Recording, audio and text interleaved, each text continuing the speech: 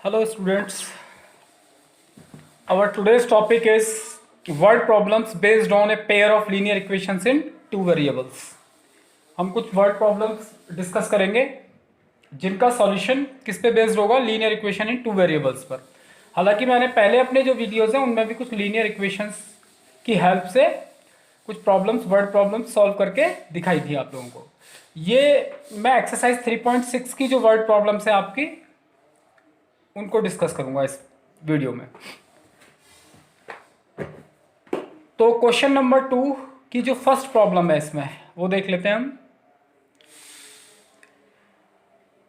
Ritu can row downstream 20 kilometre in 2 hours and upstream 4 kilometre in 2 hours. Find her speed of rowing in still water and the speed of the current. यहाँ पर current का मतलब है पानी की जो speed है ना उससे है, वाटर की स्पीड का। करंट मतलब धारा, हिंदी में बोल देते हैं, stream of water. Okay, current का मतलब यहाँ पर इलेक्ट्रिसिटी नहीं है। तो ऋतु जो है वो डाउन स्ट्रीम का मतलब क्या होता है बच्चों? डाउन स्ट्रीम का मतलब होता है पानी के साथ साथ, वाटर के साथ, पानी की जिधर वाटर फ्लो कर रहा है उसी डायरेक्शन में अगर आप जा रहे हो तो that is down stream. Okay, जैसे मैं इसमें दिखा देता हूं कि मान लो ये वाटर फ्लो कर रहा है तुम्हारा इस तरफ, ये रिवर है या कैनाल है जो भी है, जिसमें आप क्या कर रहे हो, अपनी बोट चला रहे हो। रो मतलब होता है बोट चलाना। तो ये वाटर उसमें जा रहा है डायरेक्शन में, तो वाटर इस डायरेक्शन में जा रहा है और आप भी इस डायरेक्शन में जा रहे हो, तब तो ये है डाउन स्ट्रीम। ये आप हो, मान लो अगर आप इस तरफ जा रहे हो वाटर के, तब तो ये क्या है, आपका डाउन स्ट्रीम है। ये सिचुएशन अगर हम वाटर के साथ साथ जा रहे हो, और अगर आप वाटर की डायरेक्शन के अपोजिट जा रहे हो तो है ये अप स्ट्रीम। ओके, देखो अगर वाटर स्टिल है, सपोज करो शांत है पानी, यानी वाटर फ्लो नहीं कर रहा जैसे लेक में होता है, पॉन्ड में होता है, तब तो कोई फर्क नहीं पड़ता आप डाउन स्ट्रीम जाओ या अप स्ट्रीम जाओ, जो भी आपकी स्पीड है उसमें कोई चेंज नहीं आएगा। अगर आप 10 किलोमीटर पर आवर जाते हो तो आप किसी भी स्पीड में जाओ, आप 10 किलोमीटर पर आवर ही आपकी स्पीड रहेगी, आप किसी भी डायरेक्शन में, क्योंकि वाटर क्या है, स्टिल है। ओके, लेकिन अगर वाटर फ्लो कर रहा है तो इस बात से फर्क पड़ता है कि वाटर किस डायरेक्शन में फ्लो कर रहा है। सपोज करो वाटर की स्पीड 2 किलोमीटर पर आवर है, मैं ऐसे ही बोल रहा हूं, और आप डाउन स्ट्रीम जा रहे हो, तो डाउन स्ट्रीम मतलब वाटर की डायरेक्शन में आप फ्लो कर रहे हो, आप जो फ्लो कर रहे हो वाटर की डायरेक्शन में ही जा रहे हो, आप आपकी बोट जा रही है या आप स्विम कर रहे हो, तो आप वाटर की डायरेक्शन में जा रहे हो, तब आपकी स्पीड कितनी हो जाएगी, 10+2। क्यों हो जाएगी? क्योंकि वाटर आपको उस केस में क्या करेगा, सपोर्ट करेगा। लेकिन अगर आप अप स्ट्रीम जाते हो, पानी के अपोजिट जाते हो, तब आपकी स्पीड हो जाएगी 10-2 यानी कि 8 किलोमीटर पर आवर। क्यों?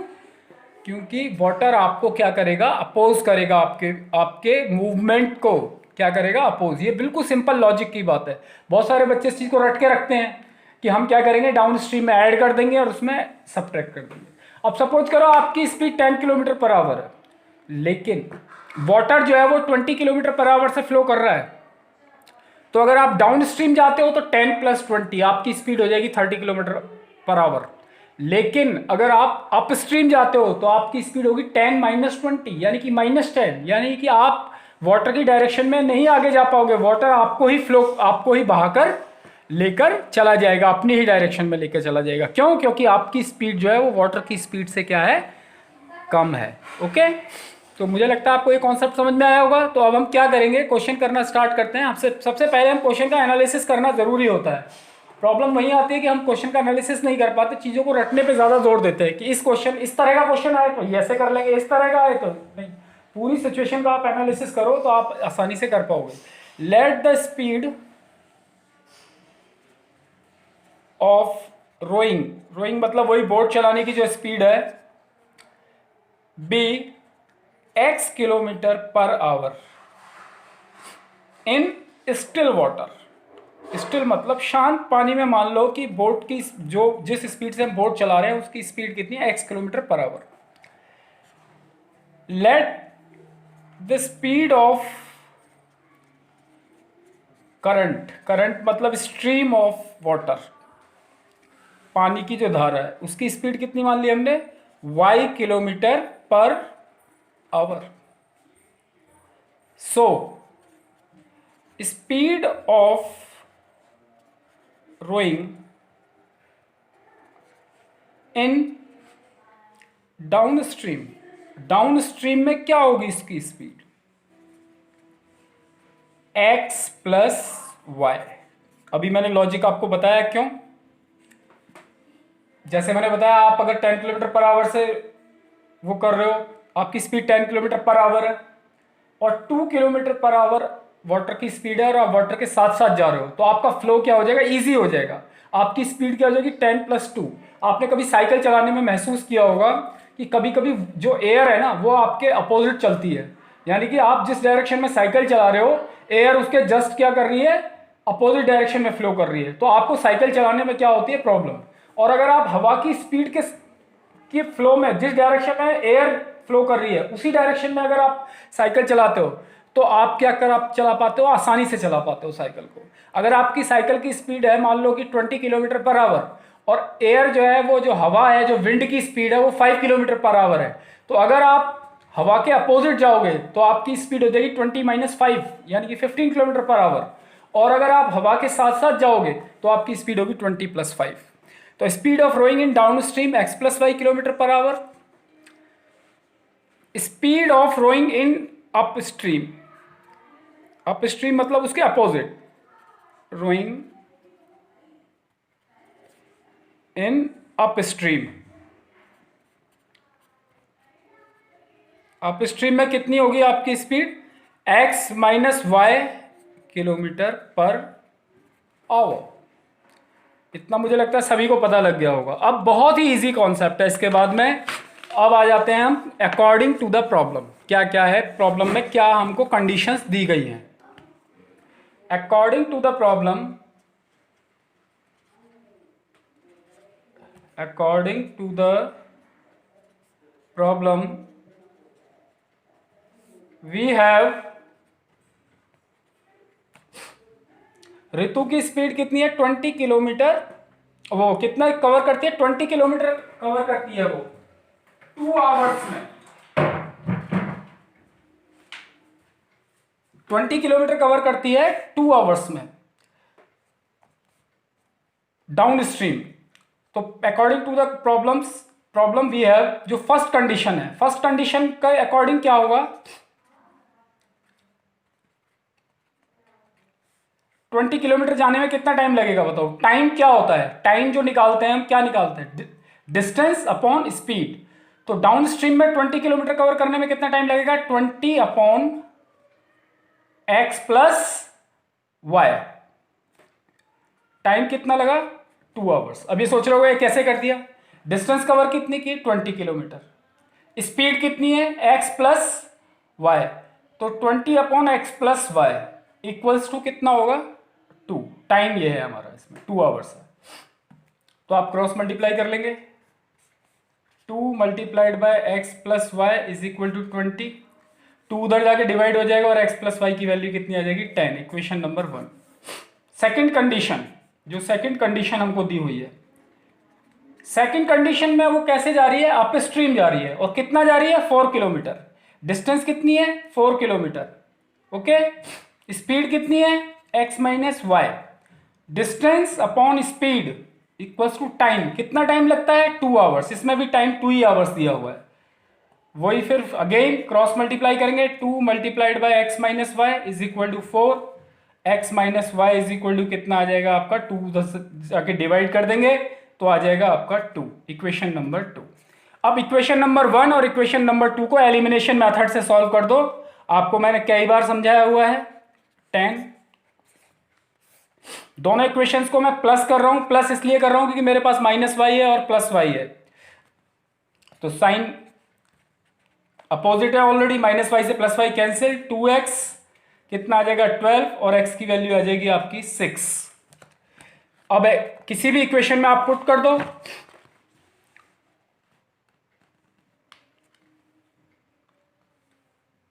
फ्रॉम इक्वेशन 1 x + y कितना था आपका बताइए, 10, x की जगह पे हम क्या पुट कर देंगे 6, 6 plus y is equal to 10, तो y की वैल्यू बच्चों आ जाएगी 10 माइनस 6 यानी कि 4। तो क्या हुआ इसमें, स्पीड क्या आ गई हमारी, so speed of rowing in still water, still water में कितनी स्पीड आ गई आपकी 6 kilometre per hour, and speed of current, current की स्पीड कितनी आ गई आपकी 4 किलोमीटर पर आवर, वाई जिसको हमने वाई लिया था। ठीक है, अब देखो छोटा सा वेरिफिकेशन मैं आपको बता देता हूं, क्वेश्चन यहां पर खत्म हो गया। वेरिफिकेशन 30 सेकंड के अंदर आप वेरिफिकेशन हो जाएगा। बताओ डाउन स्ट्रीम में कितनी स्पीड होगी, डाउन स्ट्रीम में स्पीड होगी 6 प्लस 4 यानी कि 10 किलोमीटर पर आवर स्पीड होगी उसकी। तो 20 किलोमीटर कवर करने में कितना टाइम लगेगा, time taken to cover 20 kilometre, कितना टाइम लगेगा बताओ 20 किलोमीटर कवर करने में। डिस्टेंस कितनी 20 किलोमीटर, स्पीड कितनी है 10 किलोमीटर पर आवर, तो कितना टाइम लगेगा 2 आवर। क्वेश्चन में भी यही दिया हुआ है कि डाउन स्ट्रीम में 20 किलोमीटर कवर करने में 2 आवर्स लगते हैं। अप स्ट्रीम में स्पीड कितनी होगी बताओ, अप स्ट्रीम में होगी 6 माइनस 4, क्योंकि 6 क्या है स्टिल वाटर में रोइंग की स्पीड है, यानी कि बोट की जो स्पीड है, बोट को चलाने की जो स्पीड है वो 6 किलोमीटर पर आवर है। और स्पीड ऑफ करंट कितना है, करंट यानी कि वाटर का जो फ्लो है उसकी स्पीड कितनी है 4 किलोमीटर पर आवर। तो अप स्ट्रीम में 6 माइनस 4 यानी कि 2 किलोमीटर पर आवर से हमारी बोट चलेगी अप स्ट्रीम में, जब हम वाटर के अपोजिट जाएंगे। तो क्वेश्चन में 4 किलोमीटर लिखा है, 4 किलोमीटर कवर करने में कितना टाइम लगेगा, अप स्ट्रीम 4 किलोमीटर जाती है ऋतु, तो उसको लगेगा 4 किलोमीटर अपॉन स्पीड कितनी है उसकी अप स्ट्रीम में, तो 2 आवर्स लगेंगे। दोनों ही कंडीशंस क्या हो रही है हमारी सेटिस्फाई हो रही है। तो यानी कि हमारा जो सॉल्यूशन है वो 100% करेक्ट है। ओके, अब हम क्वेश्चन नंबर 2 पे आते हैं इसका। 2 women and 5 men can together finish an embroidery work in 4 days.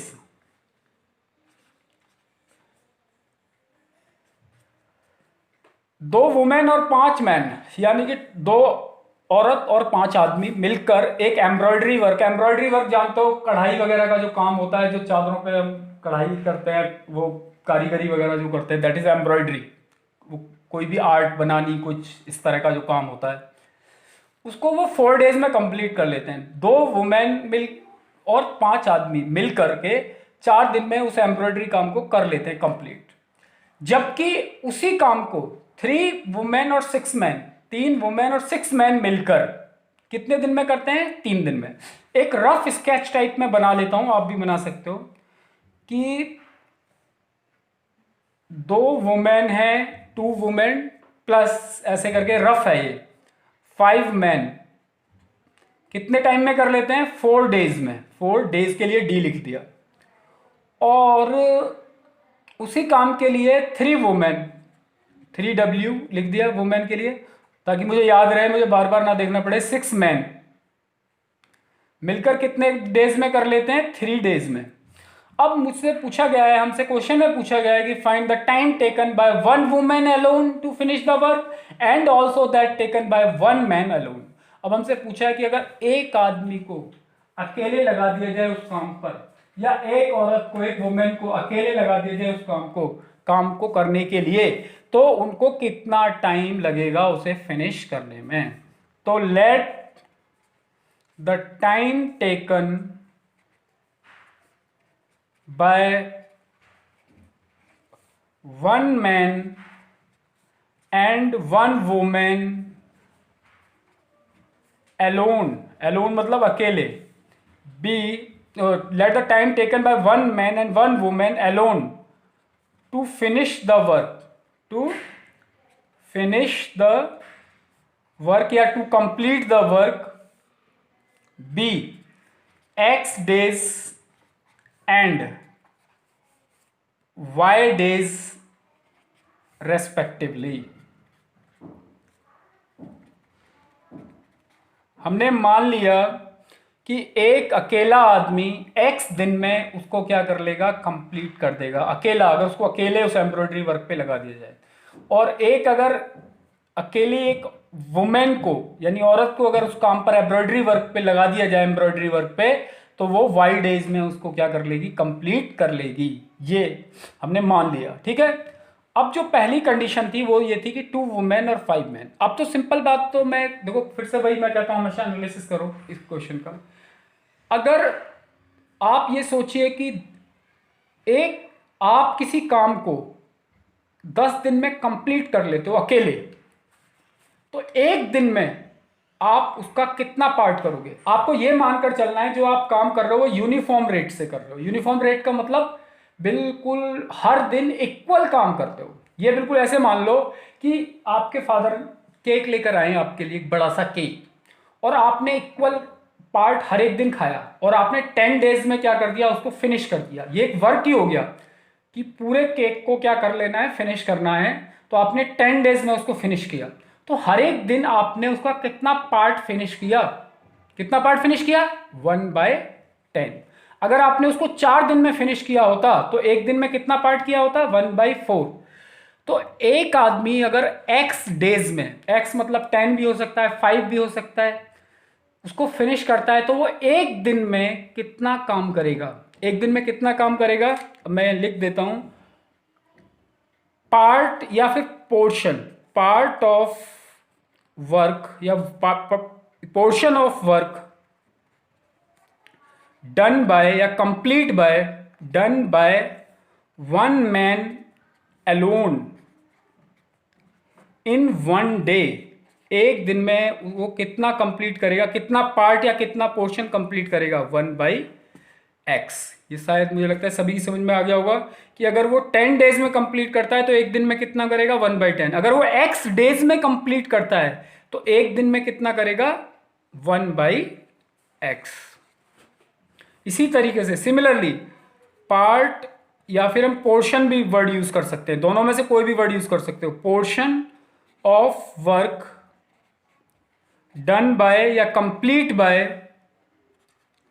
1 women, एक 1 वुमेन अलोन इन 1 डे। एक दिन में कितना पार्ट कंप्लीट होगा, वो कितना करेगी, 1/y, क्योंकि वो y डेज में कंप्लीट करती है पूरे काम को। अगर वो कोई लेडी अगर 7 डेज में पूरा काम कंप्लीट करती है तो एक दिन में कितना करेगी, वो 1/7। ऐसे ही अगर एक आदमी 10 डेज में कंप्लीट करता है तो वो एक दिन में कितना करेगा, 1/10। तो वो x डेज में, हमने मान के चले थे कि x डेज में कंप्लीट हो जाता है। जैसे आपने क्या किया, कोई भी काम है, आपने अपने गार्डन को क्या किया, पूरे गार्डन की घास निकाली और 5 दिन में कंप्लीटली घास को साफ कर दिया, तो एक दिन में आपने कितनी निकाली, 1/5। वो पार्ट जो है आपका फील्ड का, उसकी घास को क्या किया, आपने साफ किया है। ठीक है ना। हम ये मानकर चलेंगे कि आप क्या कर रहे हैं, हर एक दिन बराबर काम कर रहे हैं। हर दिन एक आदमी जो है, हर आदमी वो बराबर काम करता है। ठीक है, इतना समझ में आ गया होगा। तो पहली जो कंडीशन थी 2 वुमेन और 5 मैन। तो बताओ एक लेडी अगर एक दिन में कितना काम, कितना पोर्शन करती है वर्क का, 1/y। तो 2 वुमेन कितना करेंगी, 2 × 1/y। एक दिन में जितना हम काम करते हैं 2 दिन में क्या कर लेंगे, उसका डबल। 3 दिन में क्या कर लेंगे, ×3। ठीक है ना। तो एक 2 वुमेन, जो पहली कंडीशन थी वो ये थी कि 2 वुमेन और 5 मैन मिलकर 4 दिन में कंप्लीट करते हैं। ये हमारी फर्स्ट कंडीशन थी। ये रफ है एक तरह का हमारा क्वेश्चन है ना। तो फर्स्ट कंडीशन क्या है, according to the first condition, to the first condition क्या है, फर्स्ट कंडीशन 2 वुमेन, एक लेडी एक दिन में कितना पोर्शन करती है, 1/y। तो 2 डेज में कितना करेगी, ×2, 2 × 1/y। 5 मैन, एक आदमी एक दिन में कितना करता है, 1/x। तो 5 डेज में क्या करेगा, ×5। मैं डॉट का साइन लगा दूं या मल्टीप्लाई का साइन लगा दूं। ठीक है। अब इन सब ने मिलकर कितने दिन काम किया, 4 डेज। तो अगर मैं इसको किससे मल्टीप्लाई कर दूं, पूरे को 4 से, तो वर्क क्या हो जाएगा, फिनिश। और वर्क फिनिश का मतलब कितना हो गया आपने, 1। अब सोचेंगे 1 कैसे, ऐसे हुआ होगा 1। देखो ध्यान से सुनो, आपने 10 डेज में कोई केक जो है कंप्लीट खा लिया। एक दिन में कितना खाया, 1/10। तो 10 डेज में कितना खाया, 10 मल्टीप्लाइड बाय 1/10। 10 से 10 कैंसिल और कितना हो जाएगा आपका आंसर, 1, यानी कि होल। जब पूरा का पूरा वर्क फिनिश हो गया तो कितना पोर्शन फिनिश हो गया, कंप्लीट कितना, 1। ठीक है ना। तो इसमें भी यही है कि एक लेडी का एक दिन का काम 1/y, तो 2 वुमेन लगी हुई है काम पर, तो उनका काम कितना होगा, 2 मल्टीप्लाइड बाय 1/y। एक आदमी का एक दिन का काम कितना, 1/x, तो 5 आदमी काम पे लगे हुए हैं, तो 5 मल्टीप्लाइड बाय 1/x, दोनों को प्लस कर दो। ये 2 लेडीज और 5 मैन, इनका काम है एक दिन का, इन्होंने मिलकर काम किया 4 डेज, तो 4 से मल्टीप्लाई कर देंगे सारे वर्क को और इक्वल टू कितना हो जाएगा, 1, क्योंकि सारा का सारा काम क्या हो गया, कंप्लीट हो गया।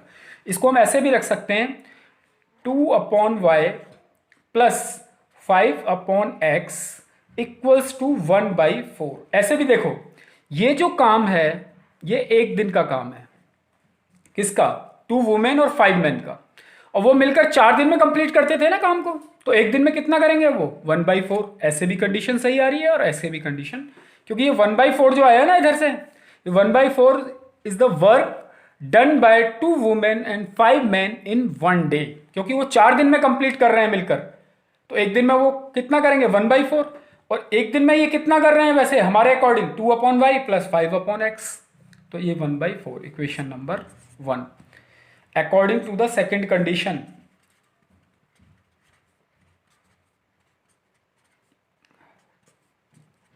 सेकेंड कंडीशन में क्या होगा कि 3 वुमेन और 6 मैन, तो 3 वुमेन, एक वुमेन कितना काम करती है एक दिन में, 1/y, तो 3 वुमेन मिलकर कितना करेंगे, 3 मल्टीप्लाइड बाय 1/y। 6 मैन कितना करेंगे, 6 मल्टीप्लाइड बाय 1/x। ये कितने दिन में करते हैं सारा काम, कितना दिन इन्होंने कंटिन्यू काम किया, 3 डेज, तो पूरे वर्क को 3 से मल्टीप्लाई कर देंगे, तब जाकर वर्क फिनिश हुआ। इसको मैं ऐसे भी लिख सकता हूँ, 3/y plus 6/x is equal to 1/3। वैसे भी 3 दिन में कंप्लीट किया, तो एक दिन का काम कितना होगा, 3 वुमेन और 6 मैन का एक दिन का काम होगा 1/3। जब वो तीन दिन में कर रहे हैं तो एक दिन में 1/3 करेंगे, और हमारे अकॉर्डिंग एक दिन का काम कितना है उसका, 3/y plus 6/x, equation number 2। अब ये क्या आ गया आपका, equations reducible to linear equations. ये लीनियर नहीं है, मैंने पिछले जो अपना वीडियो बताया था उसमें मैंने आपको बताया था कि these are not linear equations. ये आपकी क्या है, इक्वेशंस को क्या कर सकते हैं हम, रिड्यूस कर सकते हैं। 5/x is equal to 1/4, equation number 1। तो इसमें आप पुट कर लो, पुट कर लेंगे हम, 1/y को पुट कर देते हैं u, और 1/x को क्या पुट कर देते हैं, v। तो आपका ये 3/y का मतलब होता है 3 मल्टीप्लाइड बाय 1/y, तो आपका हो जाएगा ये 3u plus 6v, 3u plus 6v is equal to 1/3, equation number 3। Equation no sorry, हाँ ठीक है, 3u प्लस 6v, फिर ये हो जाएगा आपका 2u plus 5v is equal to 1/4, equation number 4।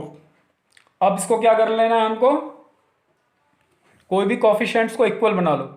तो इक्वल बनाने के लिए मैं इसको क्या कर रहा हूं, इस इक्वेशन को, इक्वेशन नंबर 3 को 2 से मल्टीप्लाई कर देता हूं, और इक्वेशन नंबर 4 को 3 से, तो 2 3 जा कितना आ जाएगा आपका, ये 6u, 2 6 जा 12v is equal to 2/3, equation number 5। 3 से 3 2 जा 6u plus 15v is equal to 3/4, equation number 6। आप माइनस कर दो क्योंकि दोनों के सेम साइन है, तो हम क्या करेंगे, 5th इक्वेशन में से 6th को माइनस कर देंगे, साइन चेंज हो जाएंगे। 6u से 6u cancel, 12v minus 15v, minus का 3v आ जाएगा, ये आपका आ जाएगा 2/3 माइनस 3/4, 3 और 4 का एलसीएम आ जाएगा 12, 9, ये आ जाएगा आपका -1/12 -3v। -1 से दोनों साइड मल्टीप्लाई कर दो या माइनस से माइनस कैंसिल हो जाएगा और v इज इक्वल टू आ जाएगा 1/12 और 3v इधर आके डिवाइड हो जाएगा। तो ये 1 में कितना आ जाएगा 36। आपके पास v की वैल्यू आ गई। अब v की वैल्यू आ गई तो अब आप हम क्या कर सकते हैं, u की वैल्यू भी निकाल सकते हैं। From equation third 3u plus 6v, v की जगह पे मैं रख रहा हूँ 1/36 इज इक्वल टू 1/3। 6 6 36, तो ये आ जाएगा आपका 3u plus 1/6 is equal to 1/3। 3u is equal to 1/3 minus 1/6, तो 3 का और 6 का एलसीएम 6, 2 माइनस 1/6, तो u की वैल्यू आ जाएगी 1/3 मल्टीप्लाइड बाई 6 यानी कि 1/18। अब u आ गया v, लेकिन हमको u v नहीं निकालना है, हमको क्या निकालना है x और y। तो u जो था वो कितना था हमारा 1/y था, तो 1/y इज इक्वल टू कितना आ जाएगा हमारा u था और 1/x जो है वो था v। तो 1/y इज इक्वल टू हमारा कितना हो जाएगा बच्चों 1/18। क्रॉस मल्टीप्लाई कर लो तो y आ जाएगा 18 और 1/x is equal to v आया था हमारा 1/36। क्रॉस मल्टीप्लाई कर लो x इज इक्वल टू आ जाएगा 36। यानी कि एक मैन को अकेले कंप्लीट करने में एम्ब्रॉयडरी वर्क को 36 डेज लगेंगे और एक वुमेन को अकेले कंप्लीट करने में कितना लगेंगे 18 डेज लगेंगे। अब चाहो तो आप इसका वेरिफिकेशन भी कर सकते हो। देखो मैं आपको वेरिफिकेशन करके एक इक्वेशन का वेरिफिकेशन करके बता सकता हूं, दूसरे का आप अपने आप कर लेना। वेरिफिकेशन 30 सेकेंड में वेरिफिकेशन करते हैं। एक मैन को 2 वुमेन एंड 5 मैन था पहली कंडीशन, तो एक वुमेन 18 डेज में कंप्लीट करती है, तो एक दिन में वो कितना काम करेगी बताओ।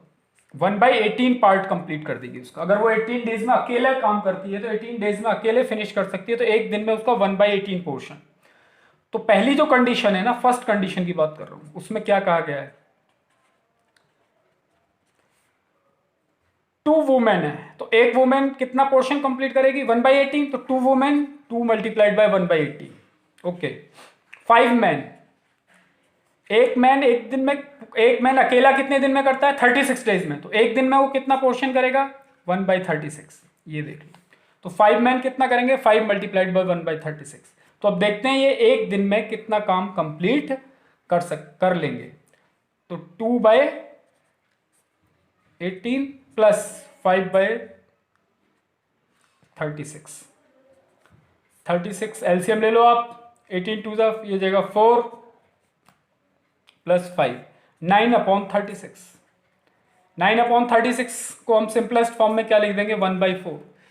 तो 1/4 वर्क क्या कर देंगे दोनों 2 वुमेन और 5 मैन मिलकर, 5 मैन मिलकर एक दिन में 1/4 डेज 1/4 वर्क क्या कर देंगे कंप्लीट कर देंगे 1/4। तो पूरा वर्क कंप्लीट करने में कितना टाइम लगेगा उनको, ऑब्वियसली 4 डेज लगेंगे। जब वो एक दिन में 1/4 कर रहे हैं तो 4 डेज में कंप्लीट कर देंगे। तो यही कंडीशन में दिया हुआ है पहली कंडीशन में कि उनको 4 डेज लगते हैं। तो 4 डेज, ये 1 डे का वर्क था, तो 4 डेज वर्क कितना होगा, ये 2 वुमेन और 5 मैन का एक दिन का काम है, तो 4 डेज वर्क होगा उनका 4 मल्टीप्लाइड बाय 1/4, यानी कि वर्क क्या हो जाएगा आपका कंप्लीट। यानी हमारा 100% हमारी जो हमने किया है सॉल्यूशन वो करेक्ट है। तो इस तरह से आप कर सकते हैं। देखो ऐसा पॉसिबल नहीं है कि हम सारे क्वेश्चन कर सकें, क्वेश्चन तो हज़ारों हो सकते हैं, लेकिन अगर आपके कॉन्सेप्ट क्लियर हैं तो आप कॉन्सेप्ट सीख के आप हज़ारों क्वेश्चंस कर सकते हो। लेकिन हज़ारों क्वेश्चंस कर लो, रट लो, तो उससे कोई फ़र्क। मैं कई बार कहता हूँ वीडियोस पूरे देखने हैं, कॉन्सेप्ट पर ज़्यादा जोर देना है, लेकिन बच्चे क्या करते हैं उसका जस्ट ज़्यादातर स्टूडेंट्स तभी मैथमेटिक्स टफ हो जाता है ना, नहीं तो मैथमेटिक्स क्या लगता है ईजी अगर आप कॉन्सेप्ट पर जोर देते हो। तो सारे क्वेश्चंस भी हम करने के बाद भी एक भी क्वेश्चन नहीं कर सकते अगर हमने समझ कर नहीं किया, अगर आपको समझ के करना है उसको, ठीक है। इसके बाद चलो एक क्वेश्चन और ले लेते हैं। लास्ट क्वेश्चन है इसका, क्वेश्चन नंबर 2 का third.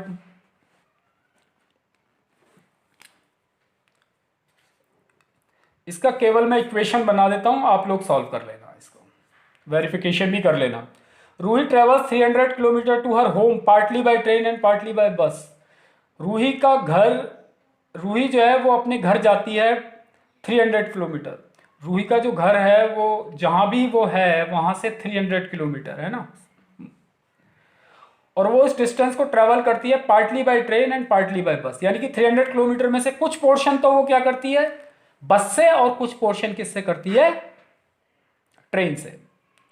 Okay, she takes 4 hours if she travels 60 kilometre by train and remaining by bus. अगर वो 60 किलोमीटर ट्रेन से जाए और बाकी बस से जाए तो उसको लगते हैं 4 घंटे, 4 आवर्स। और अगर वो if she travels 100 kilometre by train, अगर वो 100 किलोमीटर ट्रेन से जाए और बाकी बस से जाए तो उसको 10 मिनट ज्यादा लगते हैं। 10 मिनट नहीं लगते, 10 मिनट ज्यादा लगते हैं। यानी कि उसको लगते हैं 4 आवर 10 मिनट। पहले 4 आवर लग रहे थे, अब लगते हैं। तो सिंपल लेट कर लेंगे, let the speed of train and bus be x kilometre per hour and y kilometre per hour respectively. हमने उसकी स्पीड कितनी मान ली, x kilometre per hour train की, और उसकी y मान ली। फर्स्ट कंडीशन क्या है, फर्स्ट कंडीशन है बच्चों, वो क्या करती है, 60 किलोमीटर ट्रेन से जाती है। 60 किलोमीटर, ये रफ लिख ले रहा हूं मैं आपको समझाने के लिए। 60 किलोमीटर ट्रेन, रिमेनिंग क्या हुआ, 60 किलोमीटर ट्रेन, तो रिमेनिंग क्या हुआ, रिमेनिंग 300 किलोमीटर टोटल डिस्टेंस है। 300 माइनस 60, ये कुछ नहीं कट दिया। 60 किलोमीटर ट्रेन, तो 300 माइनस 60 मतलब 240 किलोमीटर बस से जाती है। तब क्या होता है, ये रफ वर्क है ना, लिखना नहीं है आपको।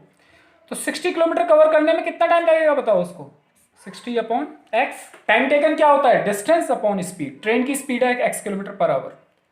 240 किलोमीटर बस से जाती है, तो 240 अपॉन वाई। इतना टाइम तो उसको लग जाएगा ट्रेन में 60 अपॉन एक्स, और इतना टाइम लग जाएगा बस में। दोनों मिलाकर कितना टाइम लगा, 4 आवर। आवर में आएगा ना हमारा, क्योंकि डिस्टेंस किस में है, किलोमीटर में है, और जो हमने स्पीड मानी है वो किलोमीटर पर आवर में मानी है, तो हमारा टाइम जो है वो आवर में आएगा।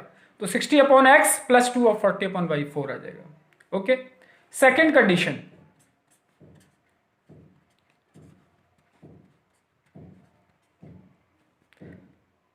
सेकेंड कंडीशन है आपकी, अगर वो 100 किलोमीटर ट्रेन से जाए तो 100 किलोमीटर जाने में कितना टाइम लगेगा, 100 अपॉन एक्स। बाकी डिस्टेंस, बाकी कितनी बची बताओ, 200, 200 अपॉन वाई, तो उसको 10 मिनट्स ज़्यादा लगते हैं, तो 4 आवर 10 मिनट्स। लेकिन मुझे, क्योंकि डिस्टेंस हमारी किलोमीटर में है और स्पीड किलोमीटर पर आवर में है, तो टाइम किस में होना चाहिए, आवर में। तो 4 आवर तो है, प्लस 10 मिनट्स है, तो प्लस क्या कर दूंगा मैं, 10 अपॉन 60। इसको भी किस में चेंज कर लूंगा, आवर में चेंज कर लूंगा मैं इसको भी। तो 10 अपॉन 60 का मतलब हो जाएगा 1/6। तो हमारा आ जाएगा ये 100 upon x plus 200 upon y equals to 10 upon 6 का मतलब 1/6।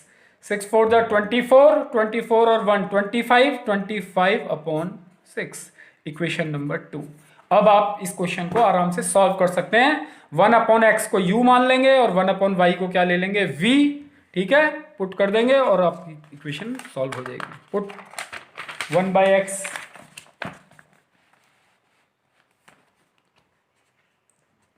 1/x को u and 1/y equals to v। तो आपकी आ जाएगी ये 60u plus 240v is equal to 4, equation number 3। और दूसरा आ जाएगा 100u plus 200v is equals to 25 upon 6। अब आप इसको क्या कर लेंगे, सॉल्व कर लेंगे। देखो मैं एक थोड़ा सा और हिंट बता देता हूं, आप इसको 5 से मल्टीप्लाई कर लोगे तो ये 300 हो जाएगा, और इसको 3 से मल्टीप्लाई कर लोगे तो ये भी 300 हो जाएगा।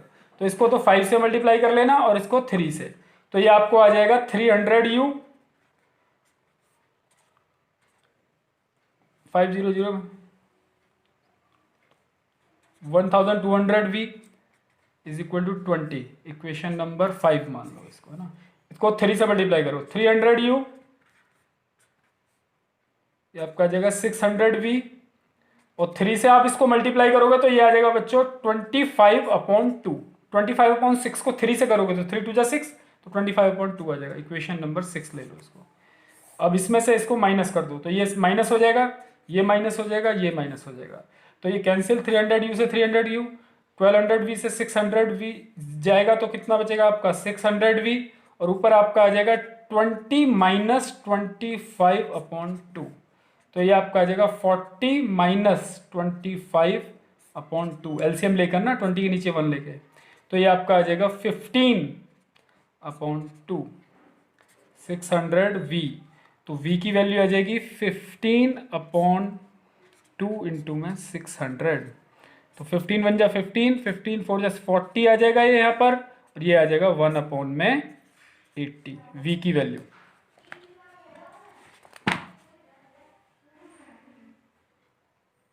और इसके बाद v की वैल्यू जब आपके पास आ गई तो आपके पास u की वैल्यू भी आ जाएगी from equation 3। 60u plus 240v, v की जगह मैं रख दूंगा 1/80 इज इक्वल टू 4। 60u, ये 3 आ जाएगा आपका, यहाँ से कैंसिल होके 0 से 0 कैंसिल हो जाएगा, 8 3 जा 24, 4। 60u 4 - 3, तो 60u 1, u की वैल्यू आ जाएगी 1/60। तो u कितना था बच्चों आपका 1/x था, u था आपका 1/x, तो 1/x आपका था u, तो 1/x आ जाएगा 1/60, x की वैल्यू आपकी आ जाएगी 60। 1/y is equal to v, तो 1/y इज इक्वल टू आ जाएगा आपका 1/80, तो क्रॉस मल्टीप्लाई कर लो, y की वैल्यू आ जाएगी 80, यानी कि ट्रेन की जो स्पीड है वो 60 km/h है, और स्पीड इसकी क्या है, बस की 80 km/h है। और आप करके देख लो, आप फर्स्ट कंडीशन वेरिफिकेशन, क्वेश्चन खत्म हो गया यहाँ पर, फर्स्ट कंडीशन का वेरिफिकेशन कर रहा हूँ मैं यहाँ पर कि क्या थी, सेकंड का भी कर सकते हो आप वेरिफिकेशन। 60 किलोमीटर ट्रेन से जाती है, तो 60 किलोमीटर जाने में कितना टाइम लगेगा 60 की स्पीड से, 60/60, जिसकी स्पीड ही ट्रेन की 60 है। पहली कंडीशन में क्या था कि वो 60 किलोमीटर ट्रेन से ट्रेवल किया उसने, रूही ने, तो 60/60 टाइम लगेगा। और बाकी 240 किलोमीटर किससे किया था, बस से, बस की स्पीड कितनी थी 80, तो टाइम कितना लगेगा 240/80, यानी कि 60/60 1 और 240/3, यानी 4 आवर लगेंगे। बिल्कुल सही है एकदम से। तो आप लोगों को मुझे लगता है ये वीडियो पूरा देखना है, और अगर आप लोगों को वीडियो अच्छा लगता है तो हमेशा लाइक ज़रूर किया कीजिए। इससे जो भी वीडियो बनाते हैं कहीं पर, या मैं अपने वीडियो के लिए कर रहा हूँ, उनको थोड़ा मोटिवेशन मिलता है फर्दर, और हम ज़्यादा वीडियोस बनाते हैं। कमेंट में भी आप लोग लिख सकते हैं, और जो भी कोई प्रॉब्लम हो आप कमेंट में डालकर पूछ सकते हैं। मैं कोशिश करता हूँ कि आपके जितने भी प्रॉब्लम्स हैं उनको मैं सॉल्व करा सकूँ। मैं वीडियोस की स्पीड भी, जो अपनी फ्रीक्वेंसी है, वीडियो की जो फ्रीक्वेंसी है वो थोड़ी कम है, उनको भी बढ़ाने की कोशिश कर रहा हूँ कि मैं ज़्यादा से ज़्यादा वीडियोस डाल सकूँ, ताकि आपका सिलेबस जो है वो टाइमली कवर हो सके। ठीक है, तो अगर आपको वीडियोस अच्छा लगता है तो शेयर जरूर करो फ्रेंड्स के साथ। ज़्यादा सब्सक्राइबर होंगे तो हो सकता है हम आगे फ्यूचर में ऑनलाइन क्लास ले पाएँ यूट्यूब पर। सारे वीडियोस देखने हैं, और वीडियो पसंद आए तो लाइक भी करना है, और कमेंट भी करना है, और अपने फ्रेंड्स के साथ शेयर भी करना है। Thank you very much.